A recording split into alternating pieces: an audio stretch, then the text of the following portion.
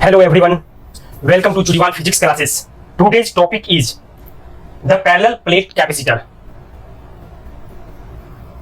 Please subscribe my YouTube channel and share with your friends. Come to this topic, the parallel plate capacitor. देखिए आपको capacitor क्या होता है आपको पता है। आप कैपेसिटर के केस में अगर वहां पर पैरेलल प्लेट, वहां पर जो कैपेसिटर में दो कंडक्टर थी वो अगर पैरेलल प्लेट हो, दो प्लेट अगर पैरेलल रख दी जाए तब जो कैपेसिटर बनेगा that is called parallel plate capacitor. देखिए इसमें क्या कॉन्सेप्ट है, यहां पर दो large plane parallel plate use करते हैं। We use two large parallel conducting plate.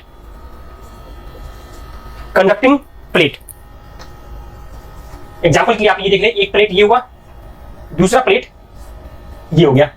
To large parallel conducting plate, एक पर होगा electron, excess amount of electron, दूसरे पर होगा एक्सेस अमाउंट ऑफ प्रोटॉन। ये तो हो गया पैरेलल प्लेट कैपेसिटर।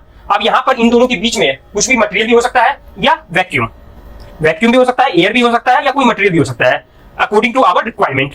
अगर हमें इसकी कैपेसिटर की कैपेसिटेंस इंक्रीज करनी है तो यहां पर उसके अकॉर्डिंग डाइलेक्ट्रिक मीडियम यूज करेंगे। ये जो पैरेलल प्लेट कैपेसिटर है, यहां पर अगर आप कॉन्सेप्ट लगाएंगे तो इलेक्ट्रिक फील्ड जो आपको पिछले क्लास में बताया गया था वो वाला कॉन्सेप्ट यहां पर लगाकर हम सॉल्व करेंगे। मींस इन दोनों प्लेट के बीच में अगर इस प्लेट को इस तरह से शो करेंगे, एग्जांपल के लिए एक प्लेट ये हो गया, दूसरा प्लेट ये हो गया। ये दो प्लेट इन दोनों के बीच में एक में है एक्सेस अमाउंट ऑफ प्रोटॉन, दूसरे में होगा एक्सेस अमाउंट ऑफ इलेक्ट्रॉन। इन दोनों के बीच में क्या होगी, इलेक्ट्रिक फील्ड। इलेक्ट्रिक फील्ड की डायरेक्शन क्या होती है, पॉजिटिव से निकलती है, नेगेटिव में खत्म होती है। ये सोर्स की तरह, ये सिंक की तरह। अब यहां पर जो इलेक्ट्रिक फील्ड है ई, उसको मैंने रेड कलर से शो कर दिया, ई इलेक्ट्रिक फील्ड। और इस प्लेट की यहां जो दो प्लेट है, एक प्लेट की क्या है surface charge density sigma plus sigma, यहां पर minus sigma. For simple calculation हम यहां पर जितनी चार्ज डेंसिटी इसमें होगी उतनी ही सेम चार्ज डेंसिटी इस वाले प्लेट में अस्यूम करेंगे। तो यहां पर जितनी चार्ज इस प्लेट पर होंगे टोटल, उतनी ही चार्ज इस पर होंगे। अब हमें पता है कॉन्सेप्ट क्या कि इलेक्ट्रिक फील्ड हमें इन दोनों के बीच में या इसकी चारों साइड में इलेक्ट्रिक फील्ड की वैल्यू निकालनी है। हमें पता है electric field by an infinite plane sheet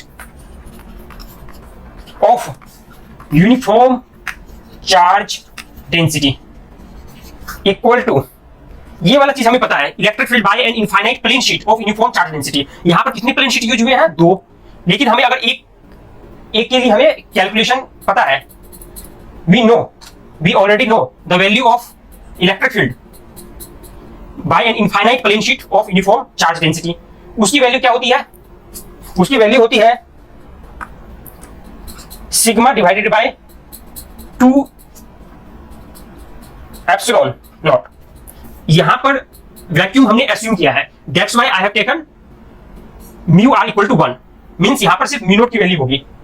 अगर कोई दूसरी मटेरियल यूज करेंगे तो यहां पर मल्टीप्लिकेशन में उस मटेरियल की रिलेटिव डाइलेक्ट्रिक स्ट्रेंथ जो आएगी वो वैल्यू हम यहां पर मल्टीप्लाई कर देंगे ई नोट के साथ में। एक्चुअली ई नोट इसको कहते हैं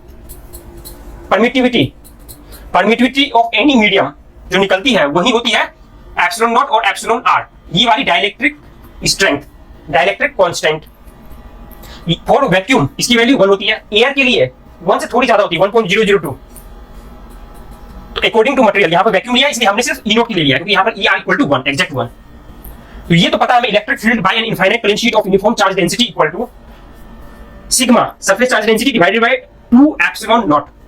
ये तो हो गया। अब यहां पर एक बात आपको बतानी है, अगर इलेक्ट्रिक फील्ड हमें निकालनी है ए बी, अगर 3 रीजन को मैंने यहां पर डिनोट कर दिया, इस रीजन को मैंने डिनोट कर दिया ए से, इसको कर दिया बी से, इसको कर दिया सी से। इन ए इलेक्ट्रिक फील्ड जो निकलेगी पॉजिटिव चार्ज के कारण क्या होगी, सोर्स सारी की सारी फील्ड लाइंस आउटवर्ड, नेगेटिव के कारण सिंक तो सारी की सारी डाउनवर्ड। तो यहां पर इक्वल मैग्नीट्यूड की ये लाइंस है तो ये दोनों आपस में कैंसिल कर देंगे, इसकी रिजल्ट क्या आ जाएगी 0। इस रीजन में, यहां पर भी 0 क्योंकि निगेटिव से सिंक इलेक्ट्रिक फील्ड लाइंस, और यहां पर पॉजिटिव है, पॉजिटिव के कारण क्या होती है, सोर्स एज ए सोर्स ये ट्रीट करेगा, दैट्स व्हाई सारी लाइंस बाहर की तरफ जा रही है, तो ये दोनों आपस में cancel, that's why value is 0. It means that electric field in a region A and C means electric field in outer side of two plate is 0, but inside यहां पर देखेंगे तो पॉजिटिव के कारण बाहर निकल रही है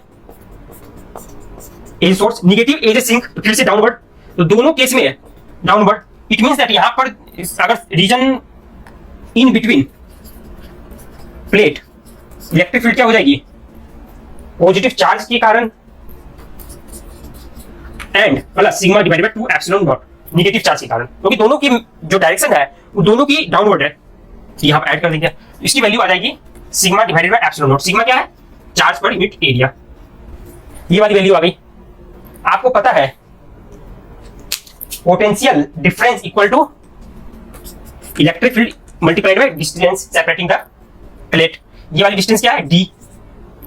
तो यहां पर v की वैल्यू क्या आ जाएगी, q a epsilon not multiplied by d. इसको अगर आप सोल्व करेंगे मींस हमें क्या निकालना है, ratio of q and v potential difference, तो रेशियो क्या निकल जाएगी, q by v equal to epsilon naught a by d. q और v का जो रेशियो होता है that is called capacitance of a capacitor. तो यहां पर जो वैल्यू आएगी c की वो क्या आ गई, epsilon naught a by d. तो हमें पैरेलल प्लेट के लिए जो वैल्यू देखनी है, जो हमें वैल्यू मिली वो कैपेसिटेंस की वैल्यू मैं यहां लिख रहा हूं c equal to epsilon naught a by d. इसका मतलब क्या हुआ, यहां पर जो मैंने डिस्कस किया, तो डिस्कस से हमें यह मिला कि जो इलेक्ट्रिक फील्ड है वो यहां भी नहीं है, यहां भी नहीं है. Means electric field is localized between two parallel plate. तो यहां पर आप लिख सकते हैं कि इलेक्ट्रिक फील्ड इज लोकलाइज्ड.